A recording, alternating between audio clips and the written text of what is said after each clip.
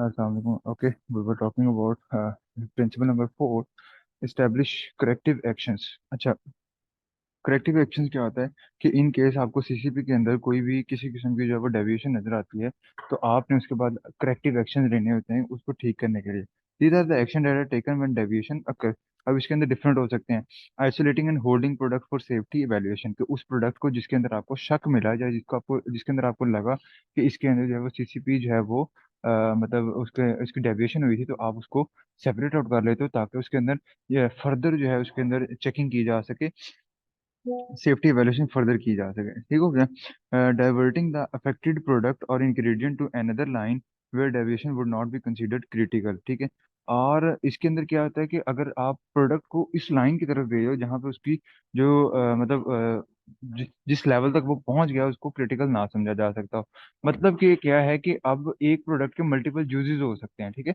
तो अब आप क्या करते हो कि वहीं पे डिफरेंट चीजें बन रही हैं। इस तरह कैसे समझाऊं इसको। मिसाल के तौर पे ऑयल है, कुकिंग ऑयल था या कुछ इस तरह का घी वगैरह बन रहा है। ठीक है। अब घी जो है वो बन रहा है तो क्रिटिकल कंट्रोल पॉइंट से बाहर निकल गया, उसके अंदर कुछ ऐसी चेंजेस आ गई तो उसके अंदर कि वो अब ईटिंग के काबिल नहीं है, तो उसके अंदर रिस्क हो सकता है। तो उससे क्या करेंगे, उसको कन्वर्ट कर देंगे उसकी दूसरी तरफ, उसकी प्रोसेसिंग लाइन चेंज करके उसको आप अ, उसको प्रोसेसिंग मतलब उसको प्रोसेसिंग करके उसकी डिफरेंट प्रोसेसिंग लाइन चेंज कर दो, उसको साबुन की तरफ ले जाओ कि उस घी से आप, ऑयल से ही बनती है ना साबुन, तो उससे साबुन की तरफ ले जाओ कि ऐसी ऐसी लाइन की तरफ कन्वर्ट कर दो जहाँ पे वो उसकी जो डेविएशन होगी है वो क्रिटिकल ना समझी जाए। रीप्रोसेसिंग, उसके बाद थर्ड स्टेप क्या होता है कि आप उसको रीप्रोसेस कर लो। थर्ड चीज कंडीशन है, ठीक है, कि आपको अगर लगा कि प्रोसेस जो है वो सही नहीं प्रोसेस हुआ, जैसे अगर आप कुकिंग कर रहे हो और सीसीपी में पता लगा कि कुकिंग सही नहीं हो रही, तो उसको दोबारा कुक कर लो। ठीक है। और चौथा क्या है, डिस्ट्रॉइंग प्रोडक्ट, जो कि सबसे लास्ट ऑप्शन होती है कि आप उस प्रोडक्ट को डिस्ट्रॉय कर दो if that product is not up to the standards. अच्छा, करेक्टिव एक्शन कंपोनेंट्स होते हैं दो इसके कंपोनेंट है बेसिकली। एक तो ये to correct and eliminate the cause of deviation and restore process control. अब इसके अंदर क्या होता है कि आप या तो डायरेक्टली क्या करते हो कि जो कॉज ऑफ एलिमिनेशन होता है, जो कॉज ऑफ डेविएशन होता है, उसको आप पहले खत्म करते हो और उसके बाद प्रोसेस को वापस अपनी नॉर्मल कंडीशन पे लाके दोबारा चला देते हो। ठीक है। तो इसके अंदर क्या होता है कि सीसीपी को वापस, बेसिक टारगेट क्या है कि सीसीपी वापस अपने कंट्रोल में आ जाए। अब इसके अंदर दो ही काम कर रहे हो आप, ओवरऑल क्या काम कर रहे हो। एक तो ये कि कॉज को आइडेंटिफाई करके उसको डेविएट करते हो, और दूसरा क्या है कि सीसीपी को वापस कंट्रोल में लेके आते हो। ठीक है। To identify the product that was produced during the process deviation and determine its disposition. Steps of disposition are, अब डिस्पोजिशन क्या होता है कि उसको आपने खत्म करना है, तो अब उसमें अब प्रोडक्ट को आइडेंटिफाई तो कर चुके हो, and then you make sure से क्या मतलब, यू मतलब आप उसके ऊपर ब्रेनस्टॉर्म करते हो कि किसी तरह इस प्रोडक्ट को बचाया जा सके, और अगर नहीं बचाया जा सकता फिर इसको खत्म किया जाए। अब उसमें पहले है कि आप सेफ्टी हैजर्ड को चेक करते हो by product through expert evaluation और ऑन फिजिकल केमिकल और microbiological testing, different type of technique medical sorry checking techniques, या कोई एक्सपर्ट, यानी कि वही बात qualitative and quantitative and qualitative evaluation की जाए। उसके बाद आप सेफ्टी हैजर्ड को डिटरमाइन करो कि क्या है, हैजर्ड है क्या और कितना सीवियर है। ठीक है।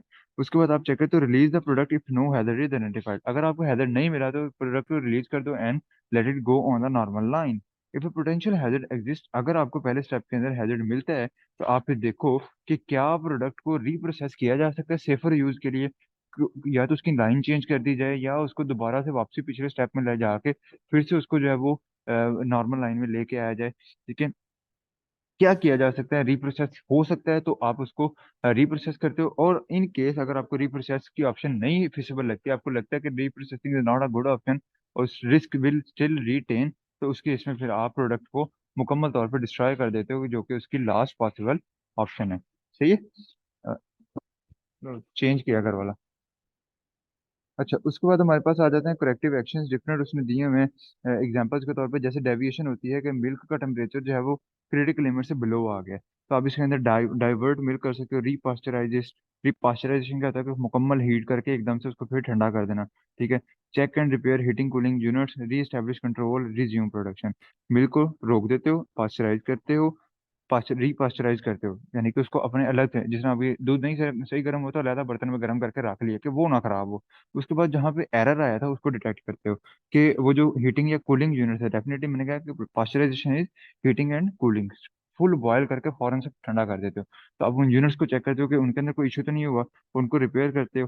ठीक है। अब कंट्रोल को दोबारा से फिर यानी कि उनकी नॉर्मल रेंजेस को दोबारा सेट करते हो, और फिर से प्रोडक्शन जो है ये प्रोसेस है उसको रिज्यूम कर देते हो। ठीक है। इस तरह उसने नीचे भी एग्जांपल दी हुई है कि अगर आपको हॉट स्मोक कुछ fish doesn't reach required internal temperature and time, कि उसको अपने सीसीपी क्या है कि उसका एक प्रॉपर टेम्परेचर होना चाहिए था प्रॉपर टाइम के लिए। ठीक है। लेकिन उसका ना तो प्रॉपर टेम्परेचर हुआ ना प्रॉपर टाइम हुआ, तो उस केस में फिर आप या तो उसको रीकुक करोगे,